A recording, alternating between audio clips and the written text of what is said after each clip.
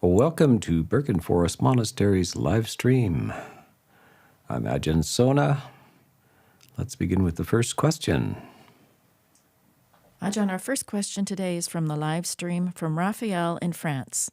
Can you please speak on the nature of kama vipaka as it relates to morally ambiguous or mixed situations that are perceived differently depending on one's perspective? For example, a doctor who offers care and compassion to thousands of people while being callous with their own family. In this scenario, the patients will feel gratitude while the family is hurt. The doctor inadvertently caused suffering for those close to them, bringing to mind the image of the Hindu god who builds with one hand and destroys with the other. Is there a hierarchy at play? Is this the proverbial road to hell, also paved with good karmic intentions? No, you have to understand that it's the intentions of the doctor has his results from his intentions. So whatever he does intentionally towards his patients, he has good or negative results from that, depending on whether they're good or negative. And whatever he does towards his family have positive or negative results, depending on his intentions. But also the patients have positive or negative results, depending on their intentions towards the doctor. And his family has positive or negative results, depending on their attitudes and intentions towards him. So the road to hell is not paved with good intentions ever. There's negative intentions get negative results, undesirable results, and positive good intentions get good and positive results. But don't confuse the resultants with the intention. So if the doctor is spending a lot of time with the patients and not spending time with the family, he's still making positive, energy with his treatment for patients. The absence from his family is just, it's not a negative. He hasn't got bad intentions towards his family. He has good intentions towards his patients. He perhaps could divide his time in a different way, but one way or the other, you only have so much time in life. I must say I have great sympathy for doctors. They have, these days as well, but certainly it was a legendary career for just exhausting numbers of hours and demands. And that nobody can ultimately fix everybody. And you have to go off in the middle of the night, and some people have psychological complaints that are just ways of getting attention. Other people have serious ailments and they don't want to acknowledge it. So this doctor's role has huge demands on it. And you can't possibly, no doctor can ever fulfill all of the demands of the world. There are just so many possibilities for getting sick in this world. So they hopefully they have a sense of equanimity in realizing that they do what they can. You can't do everything, but you can do something. And if they also need to take care of themselves. Doctors have a fairly high rate of depression and even drug addiction and things like that because of stresses and demands. But so that the physician cannot neglect themselves as well when they're doing their jobs. But it all has to do with right intention and realistic expectations about the nature of this world. There's all kinds of people who are in charge of sort of maintaining the health of the world: social workers, psychiatrists, psychologists, doctors, lawyers, even judges, cops, and monks, and priests, and all of this are all trying to keep the thing from falling apart, but they must acknowledge the limits of their capacities and be okay with that. Yeah. Next question from the live stream is from Mikal in Slovakia. I have a question about states of mind and their connection to different realms of existence. It is understood that jhanic states are linked to higher realms. Are lower states of mind similarly connected to lower realms of existence? In other words, during our human existence, are we already partially experiencing those heavenly or hellish realms, or their inhabitants through our thoughts, emotions, or dreams based on our current state of mind? Yes, and this is kind of what we have to, I think it's important to think about it that way, that we can enter these heavens and hells while alive as a human, conscious human, and even into the animal types of consciousness.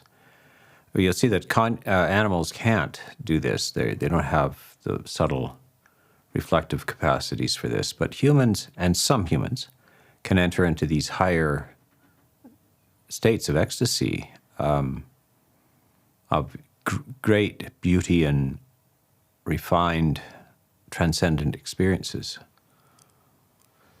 Some people require the sensory support for this. For instance, great music can bring you into an exalted state of mind. Great art can do this. Great poetry, great literature can give you transcendent experiences. Some people have these aided by psychoactive drugs, etc. There's all kinds of reports, endless reports of different people having transcendent experiences. And then, of course, it's very common indeed for humans to have to descend into darkness, and so that it's unbearable to even remain alive. They would rather, jump off a bridge than face their existence for another moment. So the universe is apparent to different minds. The whole spectrum of the universe, from the deepest hells to the most exalted states, are available. But it's not available to everybody on whim. So you need to in order for the higher types of experiences to take place, you would have to do special cultivations of the mind, and these are every bit as demanding and absorbing and requiring skill as any of the highest of the fine arts are, and more. So, how much time a professional A-class concert violinist has to put in, and how much talent and training. It's from childhood. It is pretty well the dominant experience of one's life in order to be able to pull it off at that level. This is the same thing, the virtuosity of music without sound. These mental states are, unfortunately, you can't have an audience participate in it. At least with the musician, they allow the audience to enter their reality to some degree. With meditation, the audience can't enter the reality, but all of the meditator can only encourage or describe the experience, hoping to entice others to cultivate it themselves. So yes, the universe, this universe, which is described in all kinds of traditions, contemplative traditions, can be thought of that way. But it shouldn't be thought of as merely a subjective experience. So this is, in modern times especially, very materialist attitudes.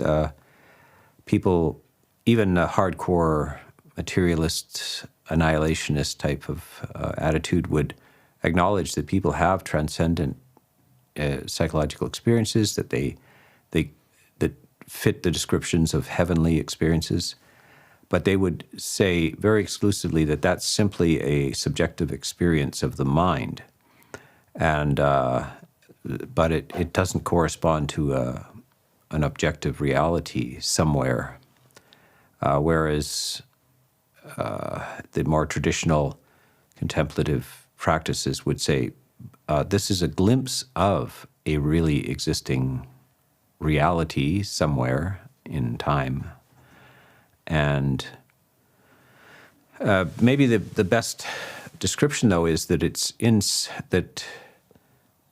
it is a real, more or less, place, or let's change it up, that your conscious experience doesn't take place in time and space. Your subjective experience is never objectively real. It's a subjective experience. Consciousness is always an objective experience, as a subjective experience. And it is not something that you can determine as a portion of the external reality. This is a whole theme in Western philosophy, is what can we know for sure? And what can we know about the objective nature of reality out there? Can we know what it really is? What is a thing? What is a tree or a stone? Do we really know what it is? Because we can only get evidence about it through our senses or through calculations. But can we actually directly experience the object without any subjective intermediary? And so the Western philosophy from the time of this Kant says, well, you can never know for sure what that actually directly is. You're restricted to, there indeed might be an external reality. It's a good, not unrealistic to say that there is, but what it really is out of our reach in terms of saying what that really is. We can only give our impressions of it. So we're left with our direct experience of life, our sensory experience of life, and our types of logic and thought, and we must remain content with that. And that's a world unto itself, shouldn't be dismissed. I mean, in modern times, there's an excessive emphasis on the physical and the scientific sort of technological world, but that's not where you really actually live. It's a shame if you don't honor your subjective experience of life and explore it to the best, to the highest that you can, to the fullest, because that is all you're left with in the end. Yeah. Next question is from Upasika Eric in Moody, Texas, United States. Dear Ajahn, I practice shakuhachi and Baroque traverso as a means to foster a tranquil lifestyle and to complement my meditation practice. Would I be remiss to practice in solitude on Uposatha days, seeing how the spirit of my musical practice is to enhance calmness and promote breathing awareness, as opposed to exciting the senses or performing in a celebratory manner? Yes, for those not in the know, what the word is shakuhachi. It's a Japanese flute, which is a very breathy kind of sound to it, and it's very contemplative. They use it as a contemplative practice. And then the traverso is a Baroque flute, wooden flute. And it is also a breathy kind of sound. And yeah, it can be very tranquil, depending on how you go about it. I would say, though, that, use your shakuhachi and your traverso 6 days a week, but on the 7th day, see if you can make music without sounds. Can you hear the sound of the notes without a flute? Not literally the music, but it's the music of your emotional music, the music of the heart. And can you do this with just breathing, without the instrument? So feel free to use the shakuhachi and the traverso on a regular basis for its calming and beautiful qualities, but try to see if you can do without the instrument on at least 1 day a week, and see if you can generate the same experience. Yeah. Next question from the live stream is from Michael in Sweden. In today's modern world, we lead a very sedentary lifestyle and often have poor posture. The Buddha advised against beautifying the body, but I suspect he did not anticipate people being so inactive. So he has other teachings emphasizing the importance of practices such as brushing teeth. So my question is this: is it acceptable to train at the gym not only for the purpose of being healthier? Yeah, the Buddha also recommended walking as a way of keeping the body in shape. So he talks about 10 benefits of walking meditation, 10 benefits of porridge in the morning. He's interested in maintaining the body and its health as a support for the meditation. But for monks, he draws the line at sporting and weightlifting and stuff like this, in order to do things for the admiration of the body or for kind of specialized sports. But it's all right to maintain the body, exercise the body. It's more like taking a dog for a walk. I mean, you don't want the dog to... The dog needs exercise, and you need some exercise as well. You need to walk and to move the body around, and the Buddha doesn't have any objection to that. And also, in terms of posture, I mean, just simply the posture of meditation, the Buddha more or less wants you to sustain your own posture, to not lie lolling around all the time on soft couches, but to stand up or sit up so the mind is optimized. You see that the sitting posture for meditation, the spine is unsupported. You're not in a chair leaning back, unsupported, which is optimal. You'll see this for optimal kind of performances of mind. A concert pianist doesn't lounge back in a chair. They have a backless seat, and it's important that the spine is held up in intense mental activities.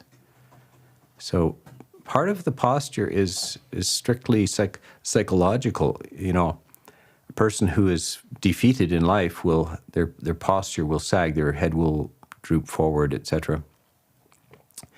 And if a person has a moment of victory, of self-pride and so forth, their posture will change and they will be upright.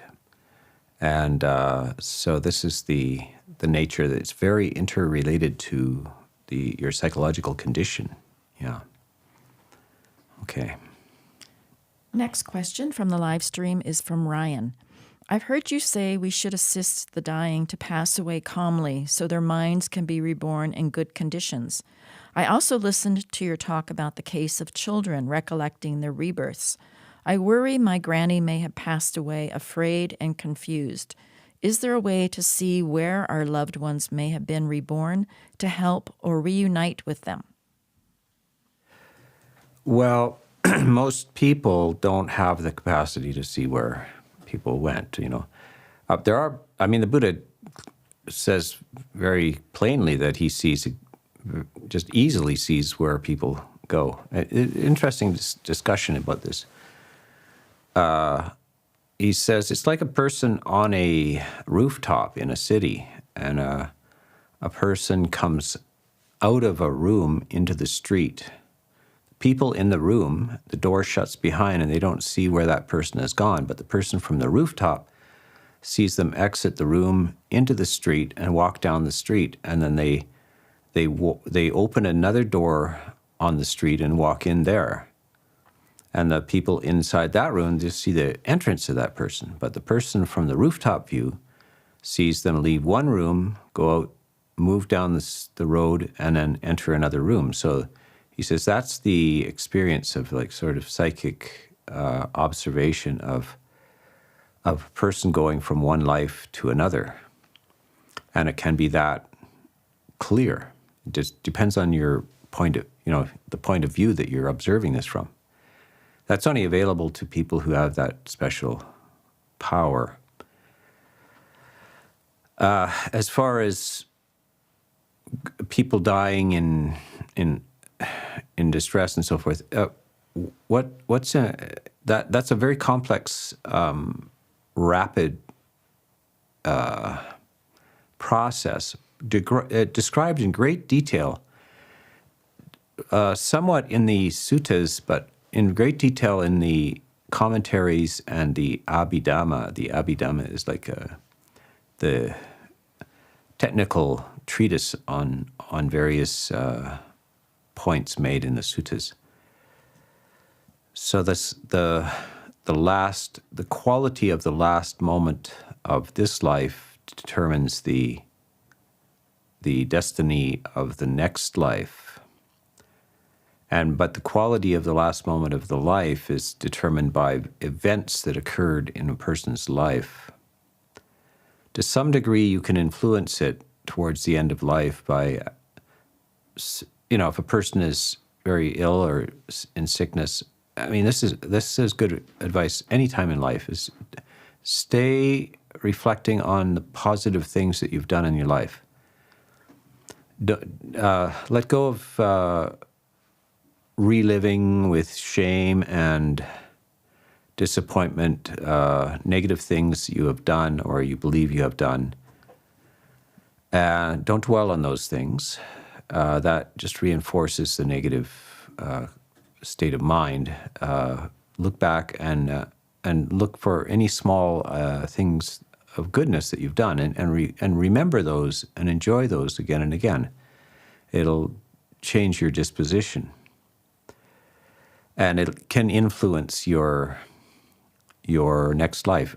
The Buddha says plainly, a person can have done significant evil in a lifetime and still end up in a positive place. The last determinant is the very end of life is the determinant for this drastic transition. However, it doesn't mean that the negative things they've done don't have any consequences. They will play out in the next life. Consequences will play out in the next life, but the determining factor for what happens between one life and another, where one life leaves off and another begins, is you can see that's a radical change.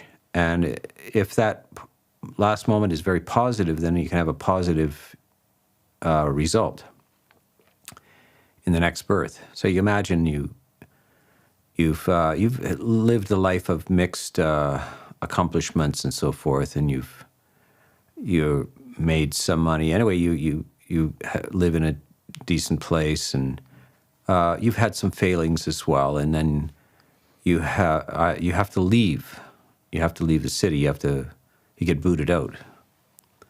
War comes or something. You're thrown out of your place, and then you get on a ship and you arrive in a really nice city. And it depends on which ship you got on.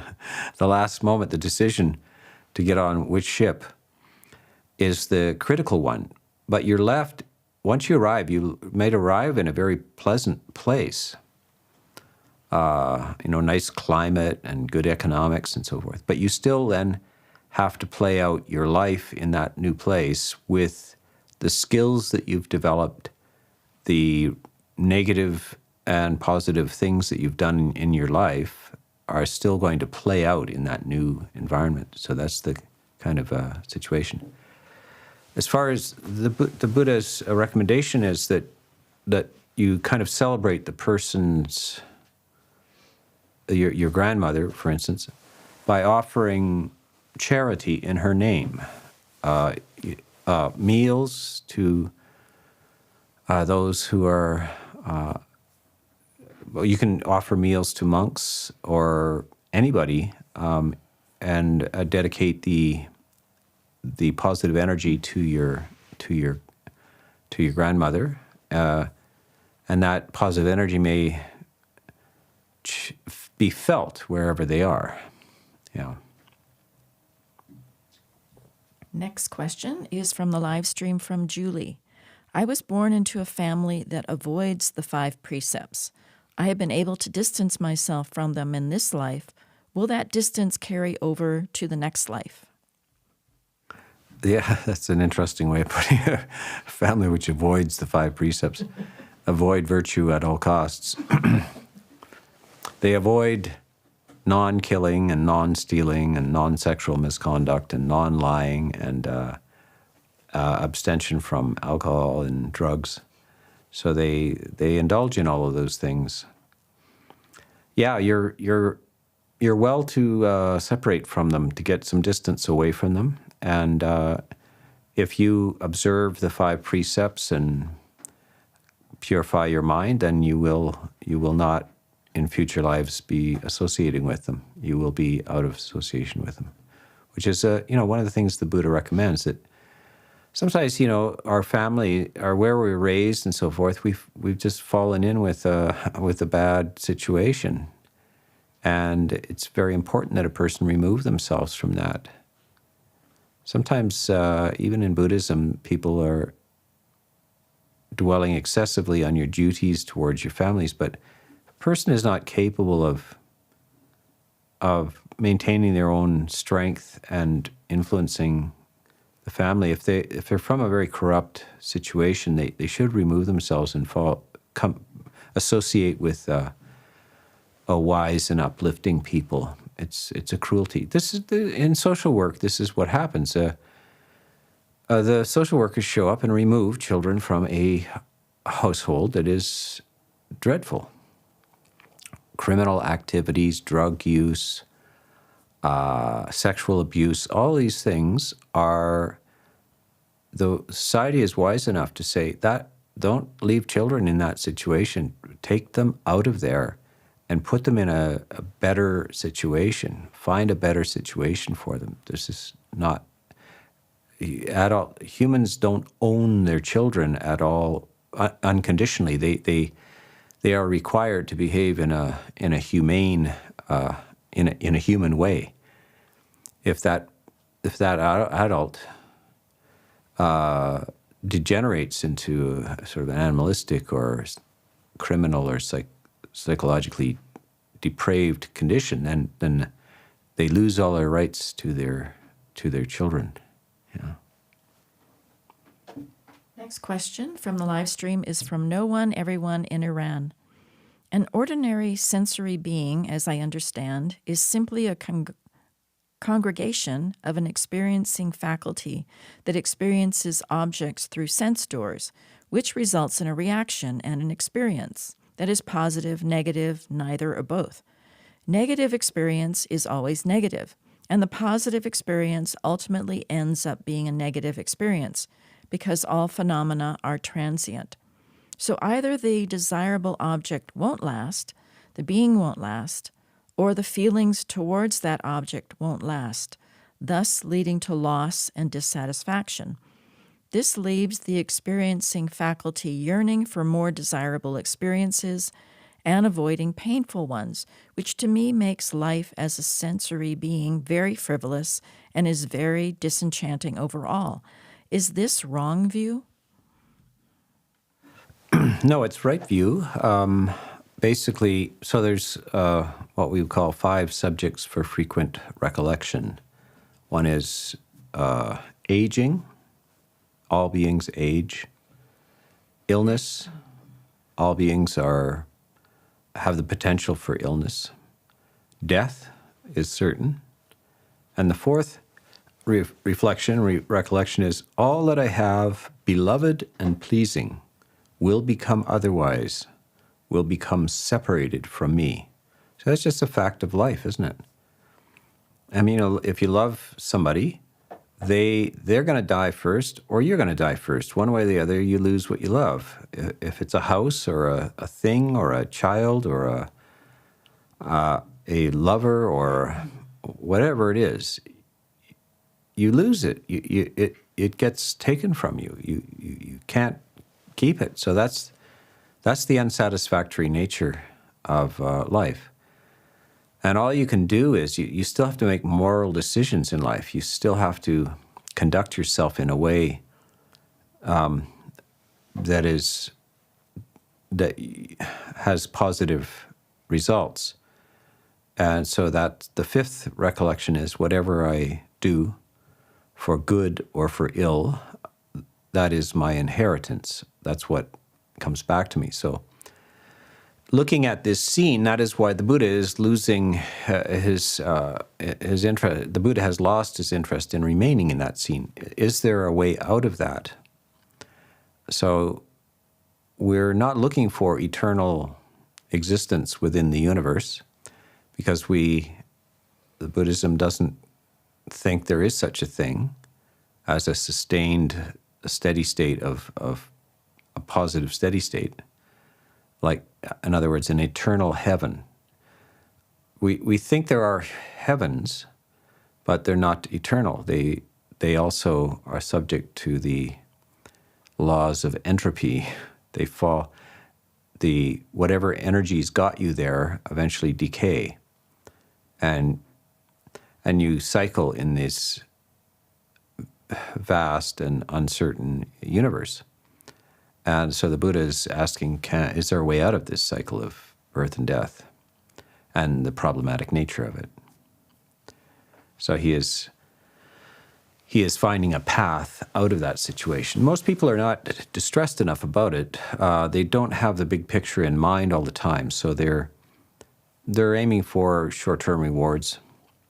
Well, you can see some people very, very short-term, just another candy bar or something, and even if you have, or you even have to commit a theft to get some money to get a little shot of cocaine or something, you'll do it because you have a very short-term idea. Your only idea is like an hour's worth of ideas. You're trying to get pleasant feeling for an hour. Others are prepared to spend days, weeks, years working towards a pleasant outcome, or even a whole lifetime. And others are even prepared to work over lifetimes for a good result. The Buddha is saying, well, there is an ultimate aim, and that would be exit from the whole situation, which is always ends up falling apart in the end. By the way, quite a few people who are modern sort of annihilationist, they believe when you die, that's it. They're convinced that without any effort at all, they will exit this situation called life, and they will not be returning. They don't have to. It's not a moral issue. It's just the body just dissolves, and the mind, which is no other than the brain, just dissolves. And so they're not preoccupied with a spiritual escape from it or something that requires personal effort. They're convinced that there's a mechanical apparatus that just exits you. This is a gamble. No one could be a person who has that attitude is just looking around and listening to maybe scientific or technical descriptions of things, and they're deeply committed to the belief that death is the end, and that's if you're wrong about that, it's a bad thing to be wrong about it. You'll never find out that you were right about it. By the way, you can't find out you were right, that you don't that when you die you don't exist. You can never find out that you were right, right? You can't experience non-existence and say, yeah, see, I told you, I don't exist. You'll never find out you're right, but the only possibility is that you could find out you were wrong. Oh, turns out when you die, it's not annihilation. There is just a continuation. So this is the gamble that you have to make. And this, I give a talk, which is on the YouTube channel called Life is the Game That Must Be Played. So these are some of the gaming possibilities that you're presented with in life. Annihilationist possibilities.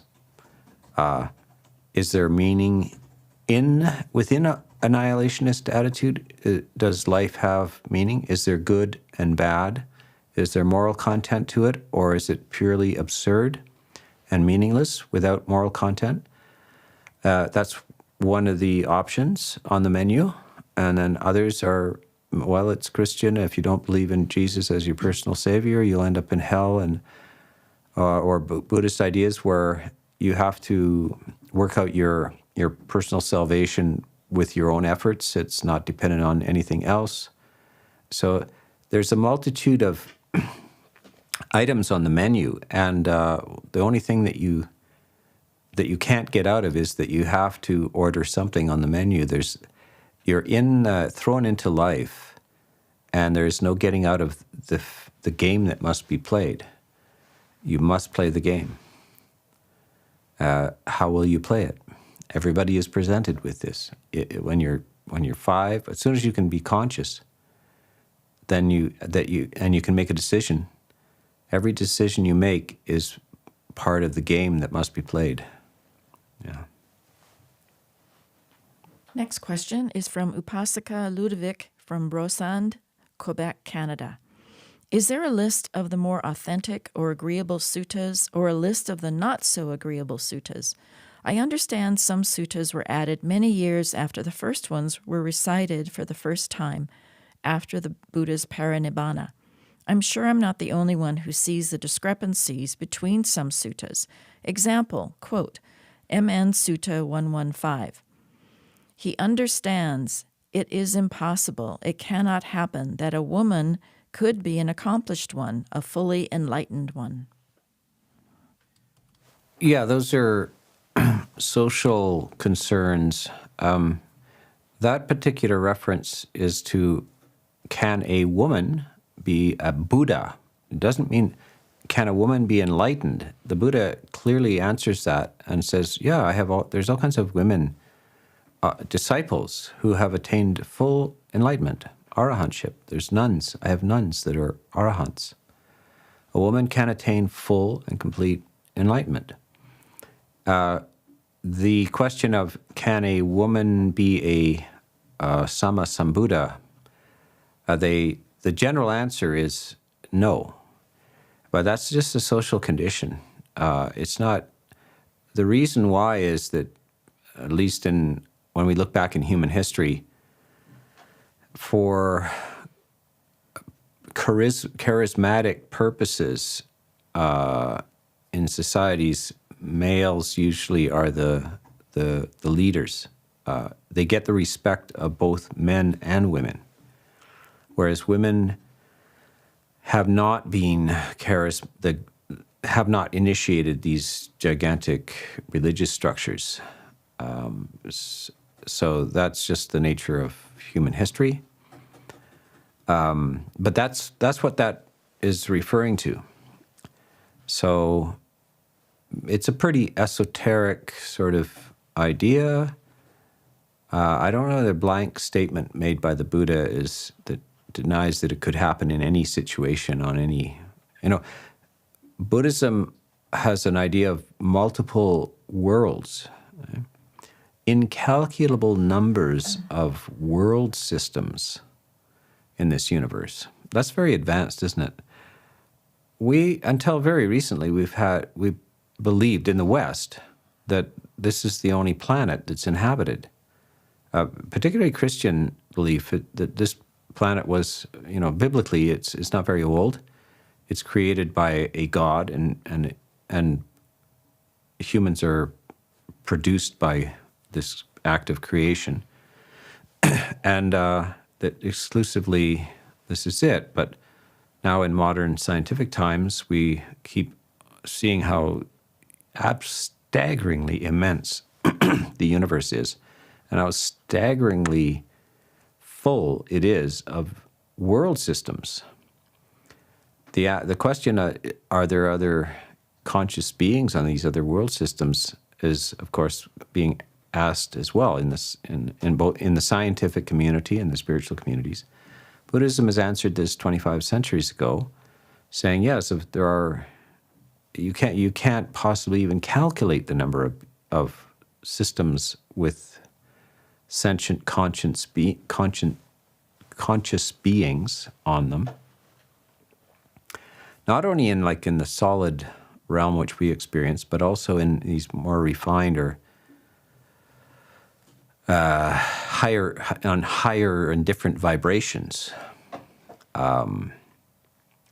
So this is, who can say whether a female Buddha might appear in those on those kind of world systems?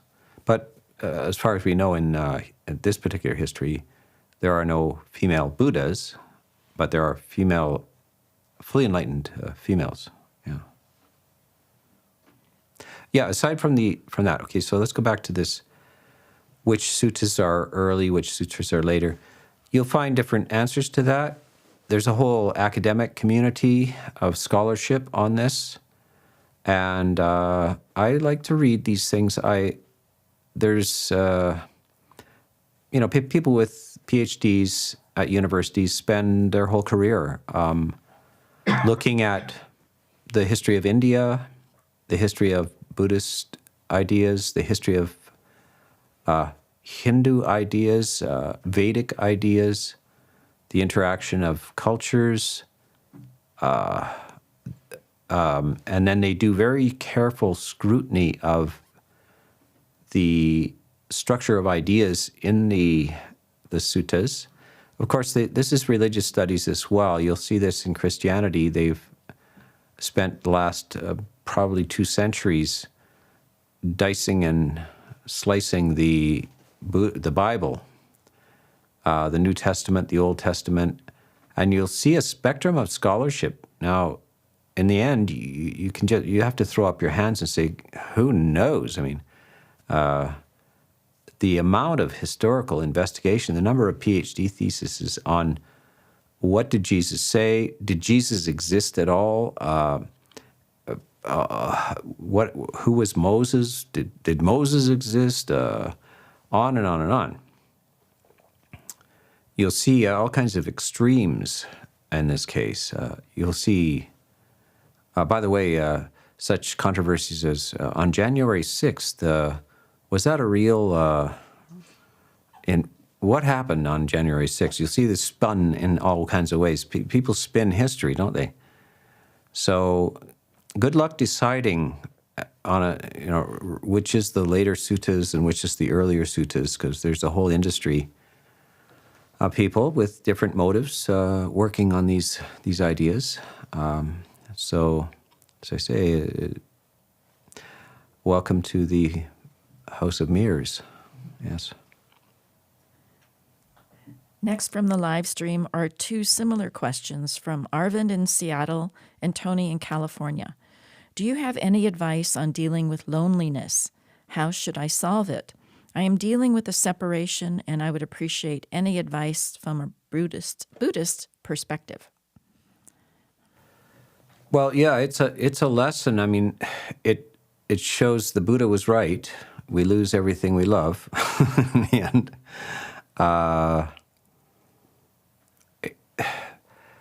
We seek relationships because there's joy in them and affection in them.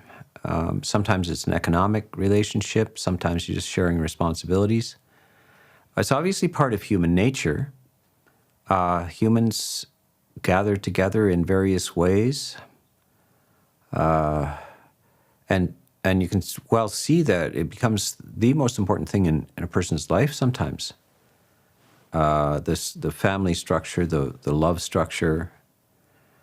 And if that's taken apart, like one person changes and leaves or they die or something like that, then it can be devastating for the other person, and they feel loneliness. So the loneliness is the feeling that you're incomplete without the other person. So this is the danger of neglecting your autonomy.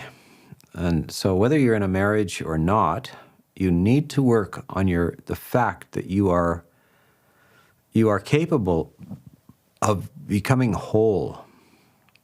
WHOLE, which is the modern spelling of the Old English word HOLY, holy.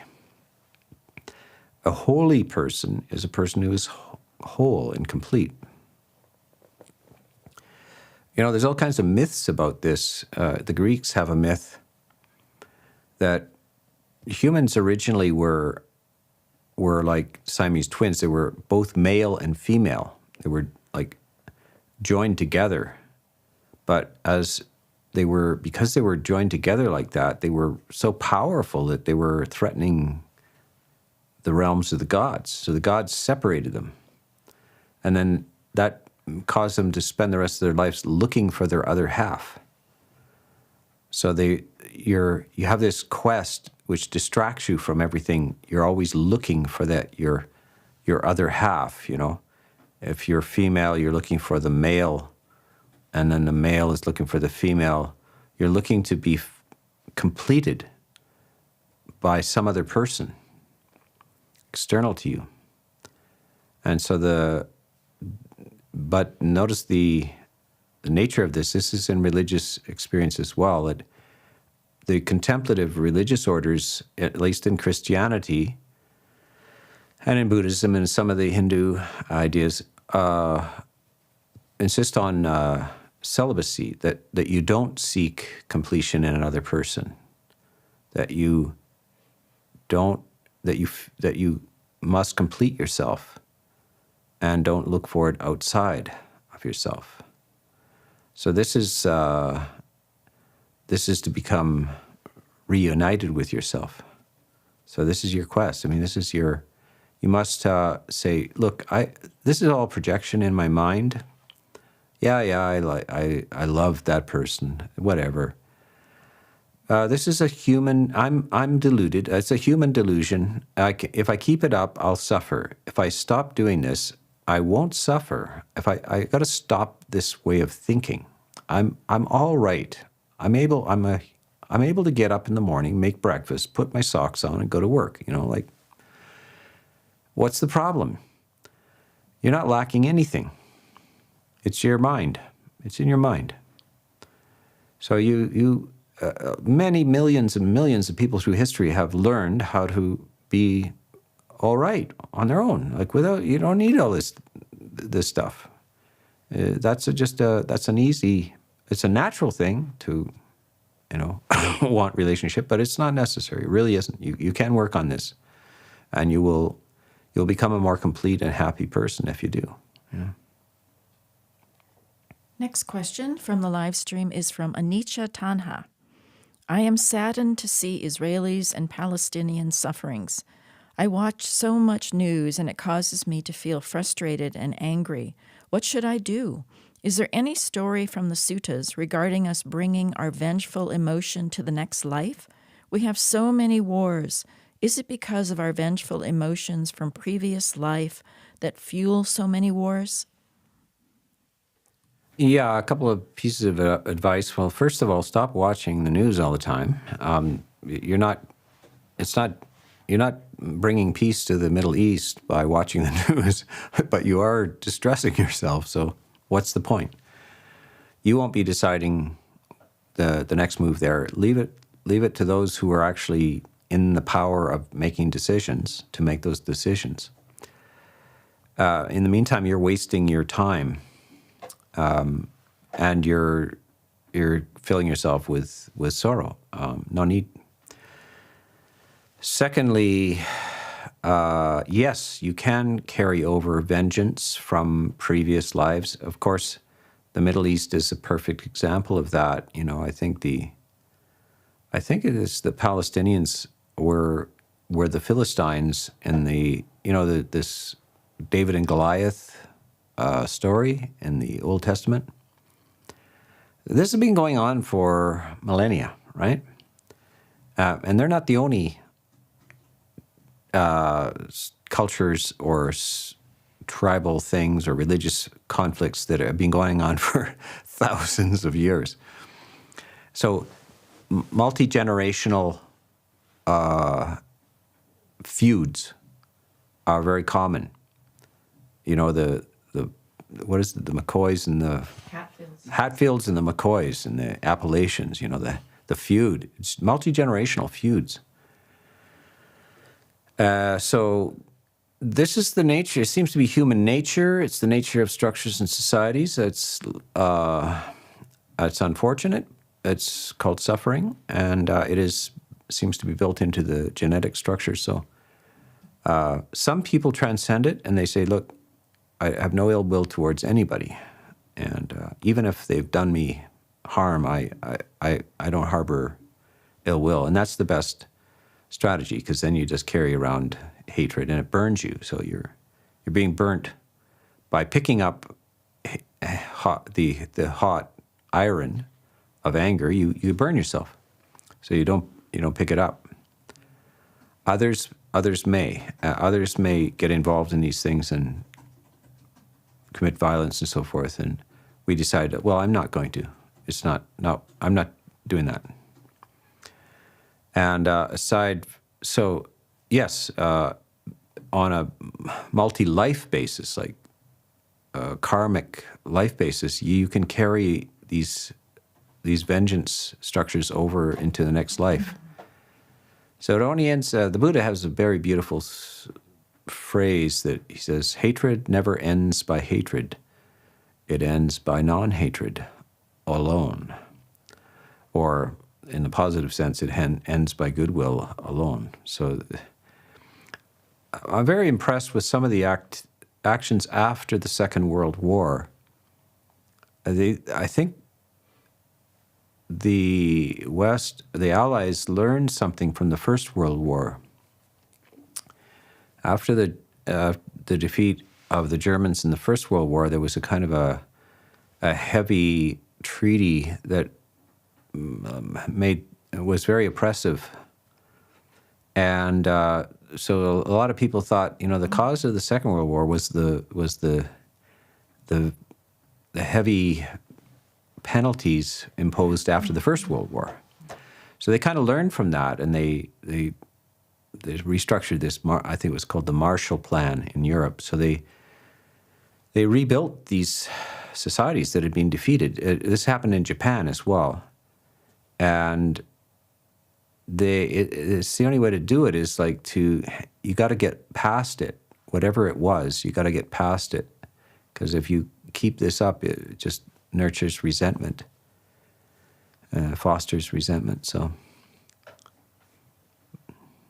there was a say, I think it was one of the British prime ministers that was asked about the problem in the Middle East. Now this would be back in 1962 or something.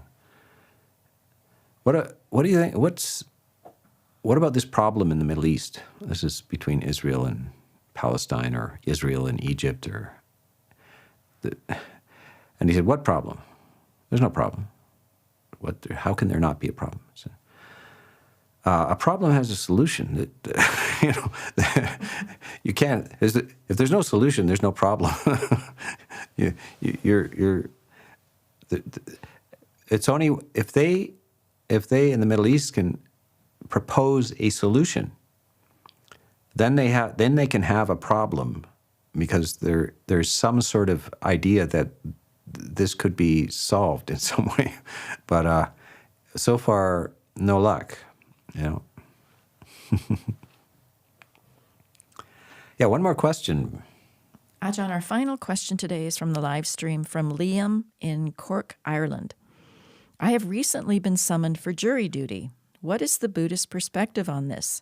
Is sitting in judgment of someone else compatible with Buddhist practice? Yes, it is. Monks have to sit in judgment on each other. You violate certain rules, and you have to decide what is the right thing to do. If a monk does, and it's built right in. You agree to this when you're a monk. There's laws to follow. You have rules to follow, and if you deviate from these rules, you break these rules, then there are consequences to it, including full dismissal from the robes. You can, if you step across some boundaries, you are no longer a monk. There's no physical punishment involved in monastic orders. So the monks can never support capital punishment. No matter what the grievous nature of the crime is, we do not advocate or support killing, intentional killing of that person, the criminal, etc. So if it's a murder trial and there's a possibility of capital punishment, you can sit on the jury and say, yes, they did commit this crime, but you cannot support the advocacy of the death penalty for it. But you can support that person being imprisoned. Society does need protection from these thieves and violent people. And the most humane way is to simply remove them from society and keep them separate. But they shouldn't be necessarily like tortured or executed. So the idea of rehabilitation and so forth is a good idea. Most prisons don't execute that, or let me rephrase that. They don't carry out rehabilitation very well. It's an idea, but it doesn't really work so well. There's a saying, prison is a great way to make a bad person worse. But it's a great economic burden on society as well. Housing all these criminals and so forth takes a lot of money and time, and those people have done harm to everybody else, and then you're asked to spend money on them, etc. So society tends to resent investing much money in this. It's ultimately an unsolvable problem, but it is necessary to have criminal justice systems. Hopefully they are just and have some degree of compassion in them as well. Okay, well, that's the Q&A for this week. And in the background, we have been teaching a in-house retreat, which just ended this morning. And the results of that, I think 14 talks, will eventually make their way up onto the YouTube channel. And the theme of that recent retreat was keeping the big picture in mind. But we take a good deal of time editing and making sure that we have a good quality presentation. So sometime in the future, you may look forward to viewing and sort of virtually participating in that retreat if you wish. So long for now.